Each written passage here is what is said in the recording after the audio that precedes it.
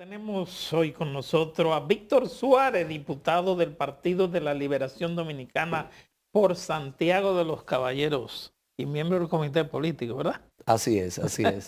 Bienvenido. De la nueva camada, dice. Exactamente. Aradino, para mí un placer, Laura, Percio y con todos sus televidentes compartir este escenario.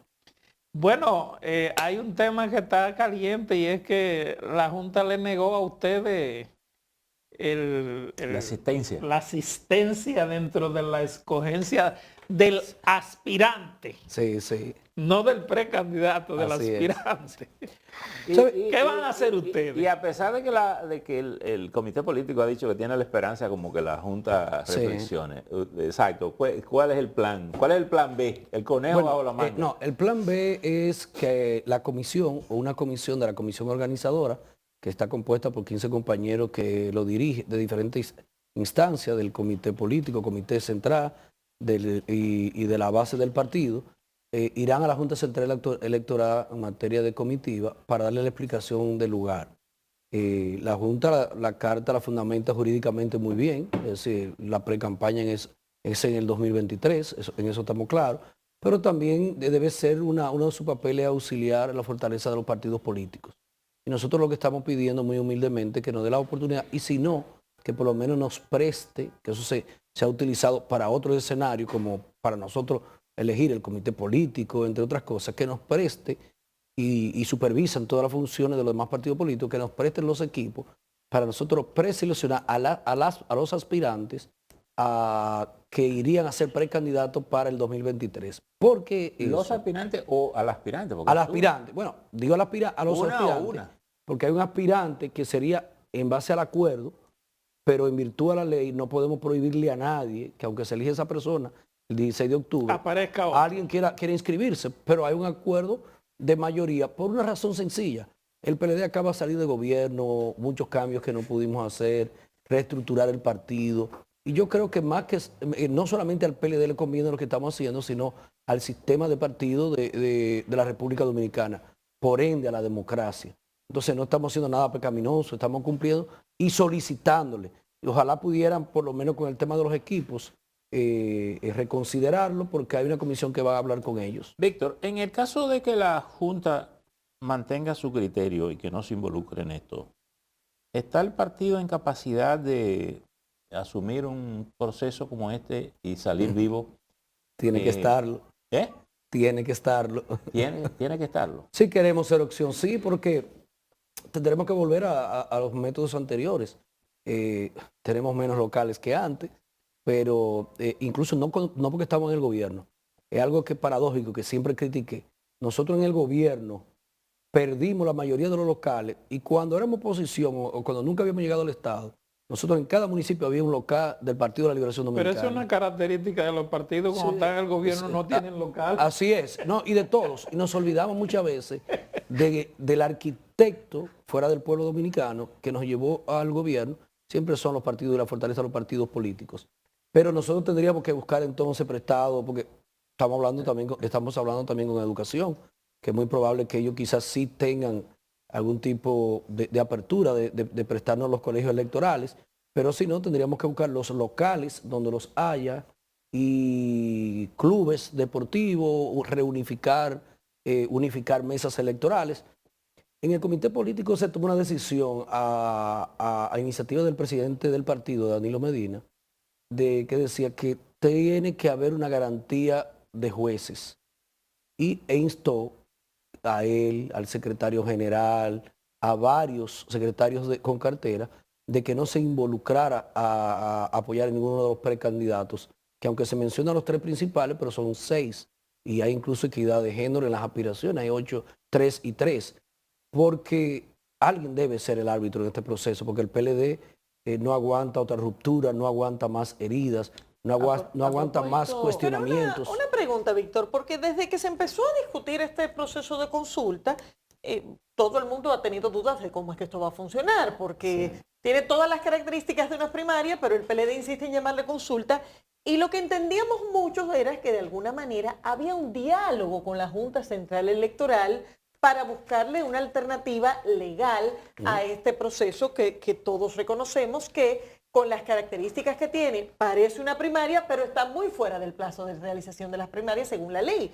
Ese diálogo con la Junta no se ha dado, no ha habido un proceso fluido de discusión de las alternativas que pudiera tener el partido para este tema. Siempre ha habido una comunicación con ellos. Recuérdate que incluso hicieron una resolución donde establecían cuáles procesos podíamos hacer y cuáles no, en términos básicamente de publicidad, que no fuera publicidad pagada.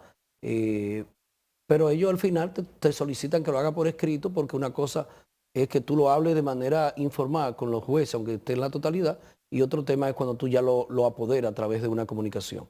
Lo hemos visto extraño, aunque de donde viene también nos extrañó muchas de las sentencias emitidas por el Tribunal Superior Electoral. ¿Esto ha sorprendido al PLD, tomando en cuenta el diálogo con la particularmente a mí no. Particularmente a mí no. Nosotros tomamos la decisión, se hizo, incluso aprobé de que eso hiciera, pero cuando tomé el turno dije que entendía que los resultados iban a hacer esto, pero también uno tiene que todo proceso irlo cumpliendo para ir viendo incluso hasta el refajo de quién va a ser el próximo administrador de la justicia electoral. Fuera del contexto electoral. Me gusta ese color del cover de Laura. Esos colores. Bueno, pero mi vista me lleva más al morado y al amarillo. Fuera del contexto electoral. Así es. El presidente Luis Abinader y el gobierno han hecho una serie de anuncios en los últimos días referente a enfrentar la crisis de la inflación, de los altos precios, de los precios de los combustibles. Pero no hemos visto una posición conjunta del PLD como comité político, como organización, frente a estas medidas que se han estado tomando últimamente. Sí, incluso el PLD es un partido. ¿Cómo ustedes la ven? Sí, es un partido. No, lo primero es cómo lo vemos, que si aquí a los 4 años del presidente de gobernar le hiciéramos un libro de las promesas, fuera como así, y el libro de cumplimiento sería como así. Y se lo puedo decir destacando incluso obras importantes. Pero para contestarte tu primera preocupación, el PLD se ha ido preparando, incluso desde antes del discurso del 27 de febrero, además que filtraron el discurso con mucha antelación, secretaría por secretaría, que son órganos paralelos a la Secretaría del Poder Ejecutivo, así está formado el PLD, y cada una hicieron su resumen del año de gobierno. Y por eso tú ves que Juan Ariel encabezó con un grupo de jóvenes y de presidentes, de secretarios de comisiones, de secretaría, para darle respuesta a ellos, a todo lo que habían dicho el presidente el 27 de febrero y que habían cumplido. Cosa de la vida, una semana después del paraíso y de la bonanza que vive la República Dominicana, que anunció el presidente el 27 de febrero, se dirige otra vez al país para que hay que apretarse los cinturones, la cosa no está bien, medio le echa toda la culpa a lo que era la invasión de Ucrania por parte de Rusia y volvimos a responderle.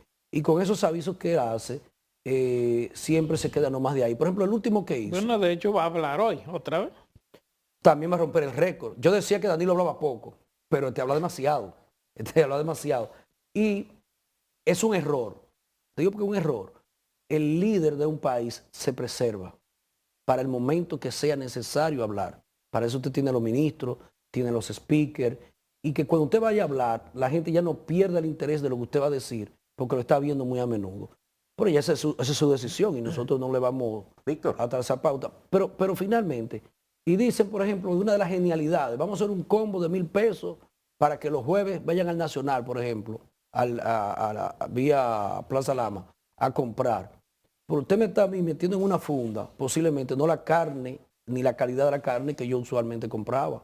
Y lo veo paliativo por la relación que hay.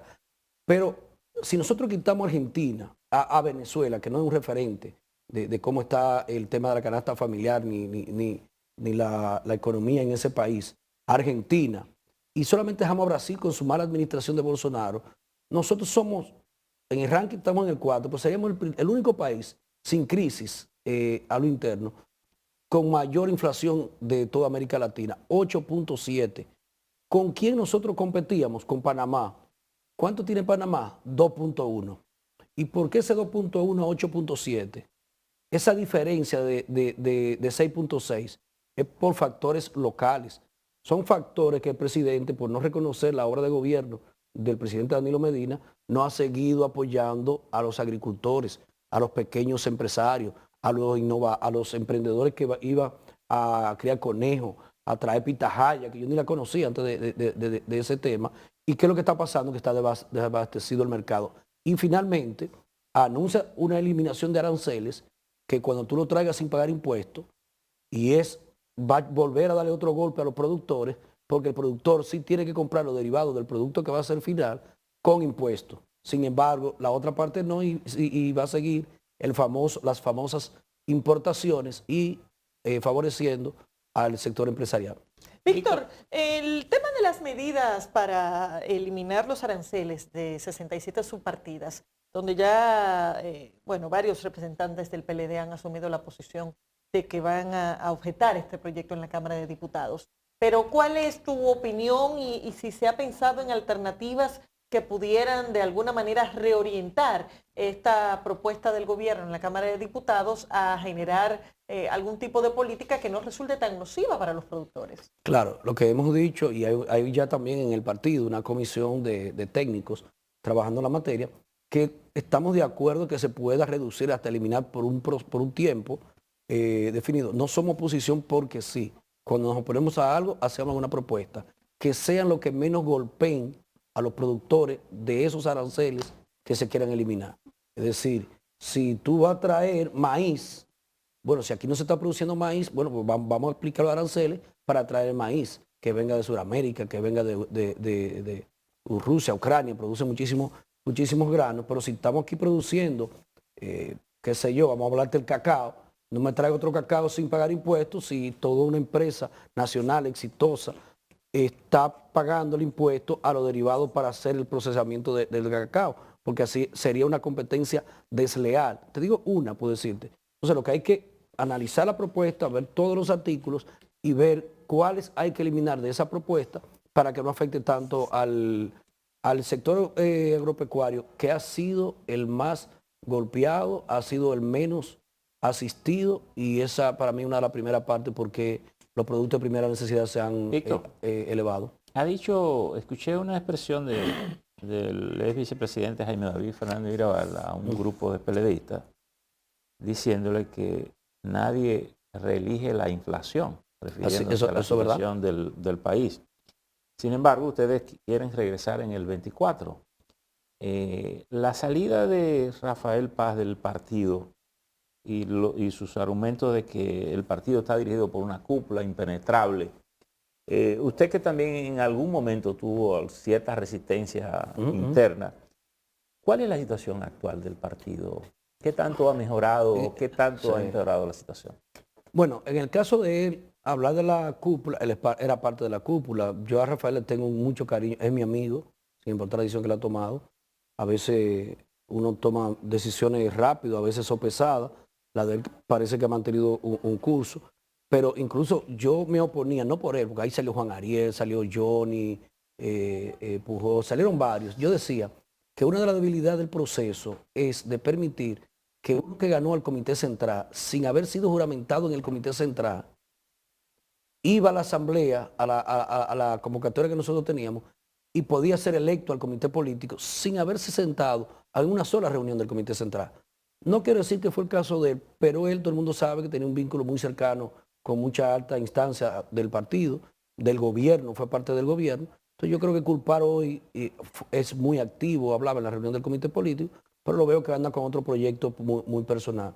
Le deseamos que le pueda ir bien, que cualquier cosa en el camino uno se va viendo, pero es un joven con condiciones que aparentemente no entendió el proceso. Yo me siento en particular, y usted había dicho que he tenido mis diferencias y las tendré, porque que cuando yo no estoy de acuerdo con algo, yo tengo que decir por qué yo no estoy de acuerdo. Y he votado muchas veces en mi comité político, que a veces Francisco, que todo el mundo dice, la primera vez yo tuve que aclarar, Francisco es uno y yo soy otro, porque querían decir como que yo iba a coincidir con Francisco. Y bueno, porque hay mucho de Danilo, aquí hay de Jaime. Ahora, mi posición personal, yo he votado muchas veces en posiciones que Francisco está de acuerdo, pero yo no estoy de acuerdo. Entonces, yo creo que eso es parte de la democracia de un país interna, Víctor, pero vamos a hablar de reforma constitucional. vamos a llegar ahí. Pero creo que el partido va bien encauzado de cara a volver el 24, Parece. no por la de Jaime David. Sí. ¿Por qué? Es que no ha pasado en ninguna parte del mundo, por lo menos América Latina, y Leonel lo decía muchas veces, cuando se iba a reelegir, donde la economía, la inflación está controlada, donde la economía está creciendo, los gobiernos se Eso reeligen. es que cuando la economía funciona, la política funciona. Se funciona y se reeligen los presidentes. Claro, parece que él te quiere decir algo de la Constitución. Cuando antes de no, llegar a la Constitución. afuera. Y a propósito y de al presidente, Constitución Laura, al también. presidente un mensaje de amigos, si quiere, como santiaguero. Lo más fuerte un presidente en el poder y más en un país como este. Ahora es lo más débil cuando sale del gobierno. Que coja ese consejo. Víctor, ¿son los diputados príncipes? No, para nada. Los príncipes son cada uno de los hombres y mujeres que trabajan arduamente. Usted que es príncipe y no lo sabe. No, para nada. Que se levantan temprano. Tengo 4 periodos consecutivos siendo lo más votado por no ser príncipe. Porque ese pueblo que nos da la facultad de elegirnos a una posición que sí es privilegiada, la posición, porque ser congresista en cualquier parte del mundo es un privilegio para servirle. ¿Cómo se trata este tema de esas declaraciones del diputado Cedeño de la Romana en el hemiciclo? Hay que ver si, él dio ya una explicación, pero hay que ver si... ¿Lo toman como un chiste o sí. lo toman como algo? No, todo lo hemos tomado de manera muy negativa, porque te decía, cuando usted va a buscar un trabajo, usted llena su perfil, usted se prepara, usted va a la empresa que quiere trabajar. El político, cuando va a buscar trabajo, el recurso humano que me contrata a mí, en mi circunscripción, que es la una de Santiago, que es el 52% de nuestra provincia, y yo tengo que someterme a esa voluntad y promoverme. Entonces, cuando ellos me eligen, yo soy su servidor. Es decir, yo soy el que tengo, cuando ustedes ven que hay un club Mambuche en Gurabo, que hay un bajo techo, que hay un centro de salud, que yo llevo un operativo, que yo promuevo un proyecto de ley que le beneficie a ellos, ese es mi papel. Los príncipes, que no estoy de acuerdo, aunque respeto las monarquías, que no estoy de acuerdo porque con el simple hecho de usted nacer, ya usted tiene una sangre superior al otro.